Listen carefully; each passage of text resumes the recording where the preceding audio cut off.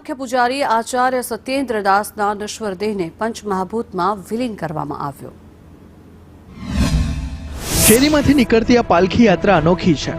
સેંકડોની ભીડ વચ્ચેથી પસાર થતો આ રથ વિશેષ છે, કેમ કે આ રથમાં જે બિરાજમાન છે તેમણે અનંતની વાટ પકડી છે।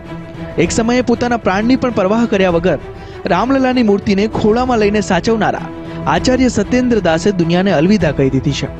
85 વર્ષની વયે બ્રેઇન સ્ટ્રોકના કારણે સત્યેન્દ્ર દાસે દેહ ત્યાગ કરવો પડ્યો।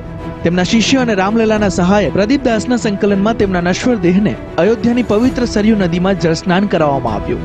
के मुख्य पुजारी आचार्य श्री सत्येंद्र दास जी महाराज जी को, जिन्होंने टेंट से लेकर ठाठ तक 1992 से लेकर आज तक यहाँ तक कि अपनी जेब से पैसा खर्चे करके प्रभु श्री राम लल्ला सरकार की सेवा करते थे, पूजा करते थे, अर्चना करते थे, बंधन करते थे। ये एक युग का अंत है जो इस प्रकार से अपना संपूर्ण जीवन रामलला के लिए समर्पित कर दिया है पूज्य आचार्य श्री ने। वो एक युग अंत हो रहा है आज। जिस प्रकार से विपरीत परिस्थितियों में भी धर्म का साथ दिया है और जिस प्रकार से रामलला को गोद में ले करके और भगवान श्री राम की रक्षा किया है, तो निश्चित रूप से ये एक परंपरा थी, वो आज उस परंपरा और एक युग का अंत पुजारी जी के जाने से हो रहा है। उस यात्रा से सारे भक्त सब लोग दुखित हैं।